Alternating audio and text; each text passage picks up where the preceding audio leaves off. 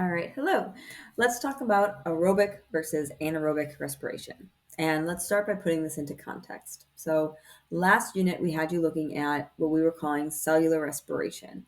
And every once in a while we toss in this term aerobic respiration.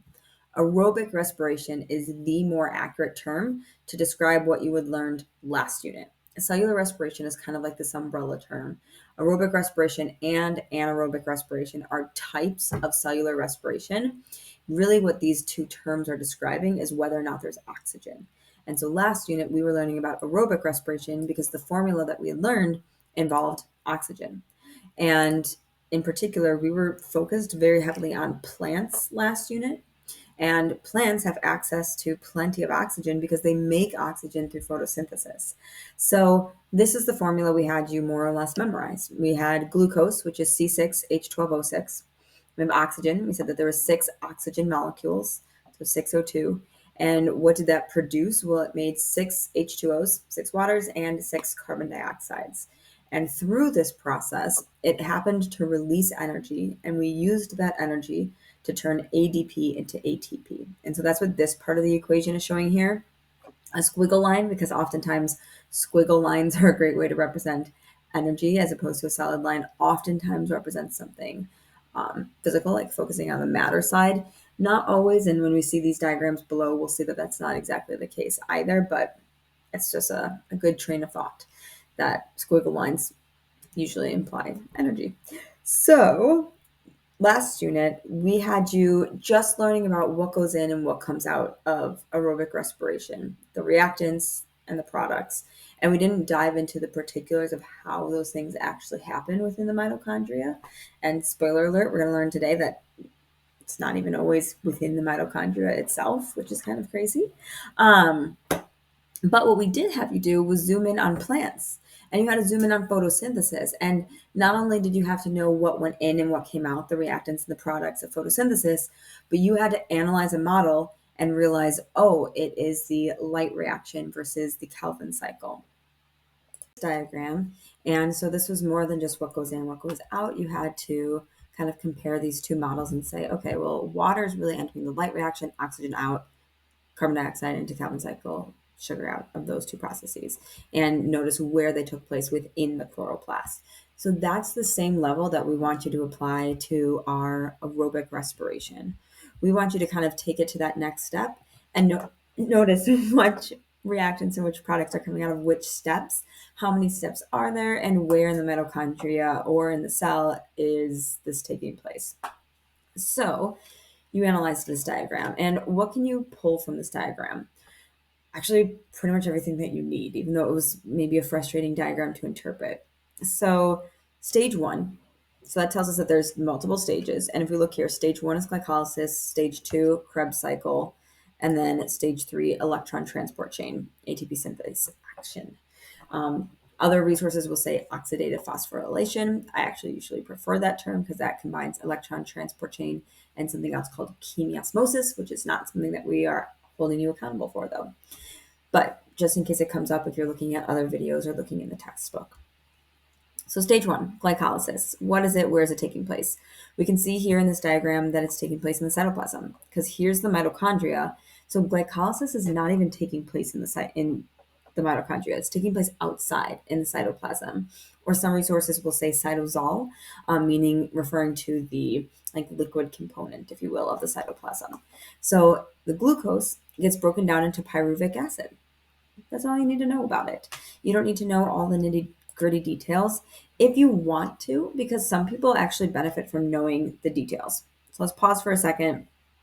This is not something we are going to test you on, and it's not even something I'm going to talk about in this video. I just want to show you what resources you have if you're someone who the details are going to help you. For me, that helped. I didn't actually truly understand aerobic respiration until I was forced to learn all of the nitty gritty details because I needed that. For other of you, you want to know just what you need to know for the test. So if that's the case, don't look at these resources, but you do have access to what's in the textbook, and it'll show you kind of how glucose gets actually broken down into the pyruvic acid. You can see that instead of a 6 carbon long molecule, there's two different 3 carbon long molecules, that kind of thing. Then you can go into the Krebs cycle and you can see what's going on at a molecular scale. You can see how carbons are broken off to make carbon dioxide. You can see how NAD plus goes in, grabs an electron, grabs a hydrogen, and takes that to the electron transport chain. If you want those details, go for it. It's not what we are testing you on. If you really want those details to truly understand it, one, there's great video resources out there on YouTube. Otherwise, there's this activity that you can do. It'll force you to like make a copy of the slideshow, and it's a little like anthropomorphized version of aerobic respiration, and you kind of click and drag the molecules where they're supposed to go. So for example, you would click and drag and split this glucose molecule, split it into the two pyruvates, and it kind of walks you through the steps there. So if that's something that will help you, go for it. All right, so glycolysis, all you need to know, glucose into pyruvic acid, and then it takes place in the cytoplasm. And if given a model, could you tell us that what's leaving glycolysis is NADH and ATP? So focusing on kind of the end products. Then we move on to stage 2. Stage 2 is the Krebs cycle. All you need to know about the Krebs cycle is that where it's taking place, essentially, is right here in the matrix. Boop, right there.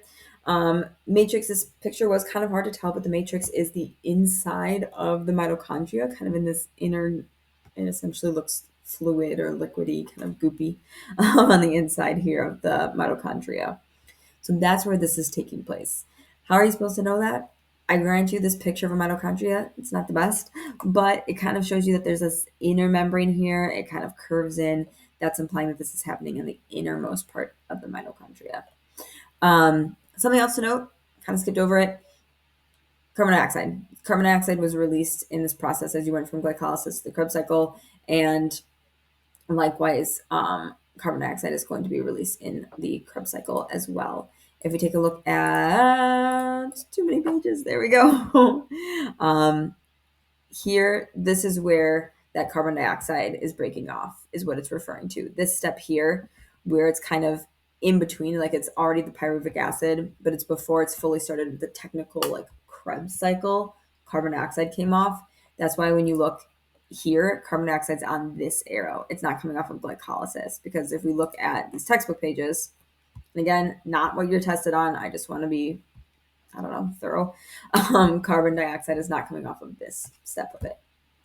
Alrighty, so now you're in the Krebs cycle. Krebs cycle is happening on the inside of the mitochondria. You will be given models for this. This is not things that you need to have quote unquote memorized. Things that you could take away from this model though, how could you interpret this? You can interpret it as carbon dioxide is produced in the Krebs cycle and it leaves the mitochondria there. You could also take away that 2 ATP, like a net release of 2 ATP is made in the Krebs cycle. And in both glycolysis and the Krebs cycle, we had NADH being produced. And where's that NADH going? It's going to the electron transport chain. So electron transport chain, this is really what's important in aerobic respiration. It's happening in the inner membrane. I mean, it's really happening across the inner membrane. You're having the movement of molecules in and out of the mitochondrial's inner membrane and in between the space between the inner membrane and the outer membrane. So it's right kind of in this awkward gap zone there. That's where this is taking place. Important things here is what goes in and what comes out. That's what we're concerned about with all of this in any state, like overall and at each particular stage. So electron transport chain, oxygen goes in, water comes out, and 32 ATP were made. So what do you need to know about all of this? You need to know and be able to track and label where these 4 components, the 2 reactants and the 2 products of aerobic respiration are entering and or leaving aerobic respiration through a model. So glucose here, carbon dioxide coming out here, carbon dioxide coming out here, knowing that oxygen is going in at the electron transport chain and that water isn't made until the electron transport chain. You should also know that 32 ATP is made as a result of the electron transport chain. Not that particular number, because that number will fluctuate depending on what resource you're looking at. So we're not looking for you to memorize numbers here because it's really just an average or a range, what you'll see.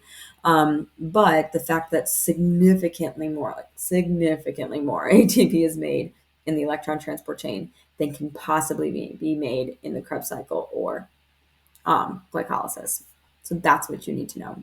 The ins and outs, particular to this model, how it relates to the formula that we looked at before, and the importance of oxygen for the electron transport chain to make the 32 ATP.